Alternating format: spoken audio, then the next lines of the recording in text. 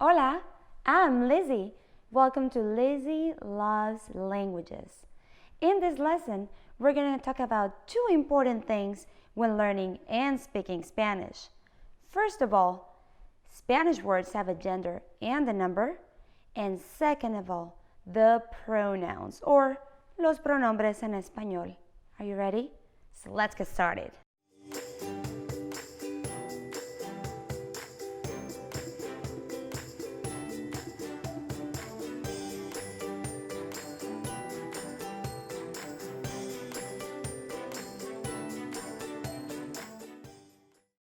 First things first.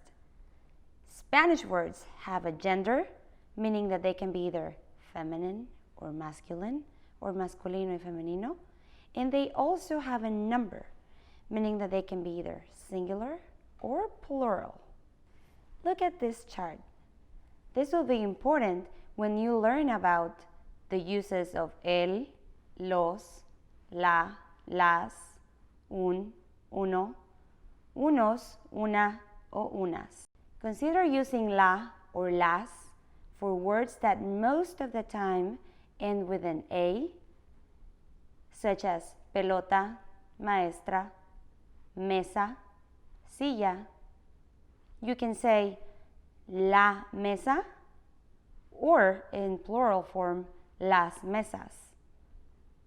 And for masculine words or masculino words, consider using el or los, such as el niño, el escritorio, los niños, los escritorios for plural form.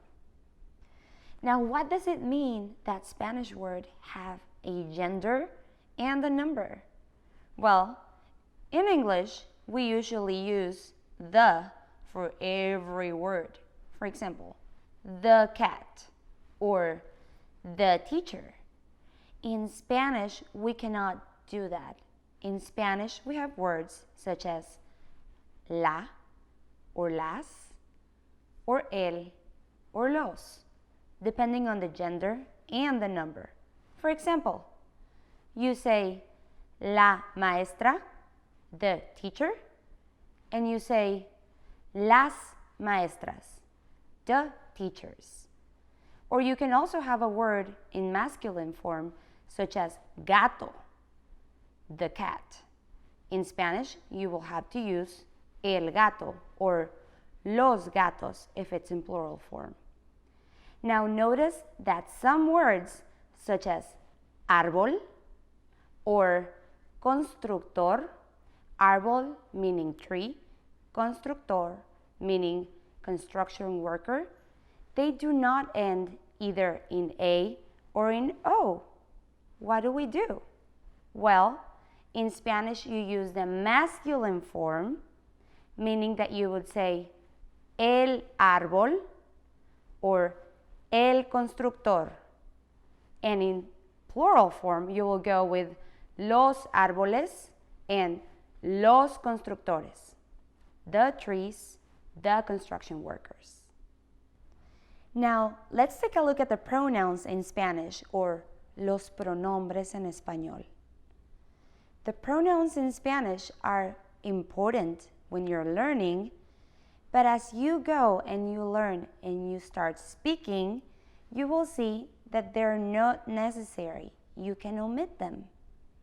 In Spanish, we have yo for me or I, tú, which is you, él, ella, or he and she. We have usted, which is the formal word for you, meaning that if you don't know that person, or if that person is older than you will use usted. Nosotros, which means we or us. Ustedes, which is you all or all of you. Y ellos, and the feminine word ellas, which is they or them. In Spanish, there is another pronoun that is not very common and only a few Spanish-speaking countries will use it, which is vosotros, meaning you all, it is important that you know that it exists, and it is important that you know how to conjugate verbs using vosotros. Now, the pronouns in Spanish are not as important as they are in English. In English, you will always speak with the pronouns, meaning that you will use I, he, she, whenever you're talking to someone. In Spanish, as you're learning and becoming more of an expert, you will see that you can omit them. They're still there, but the verb form will help you understand or make yourself more clear as you're speaking. For example, in English, you will always say, I go to the store. In Spanish, a native speaker might say, voy a la tienda. They mean the same thing, but the Spanish form omitted the I in I go to the store. I know it doesn't make sense in English, but you will see that in Spanish, it definitely makes sense and it makes your life way easier. All right, guys, that's it for today.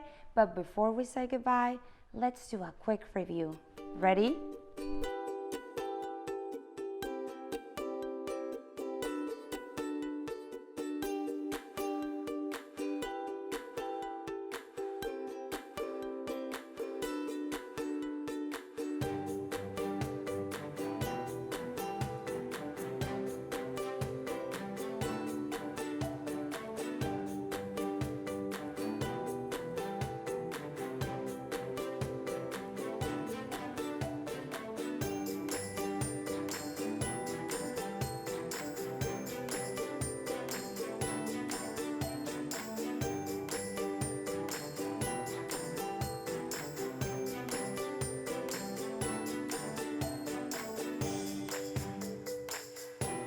That's it for today. Thanks for watching. And if you have questions or anything that you would like to learn in the next few lessons, leave a comment. Don't forget to like this video and subscribe to my channel. ¡Hasta luego!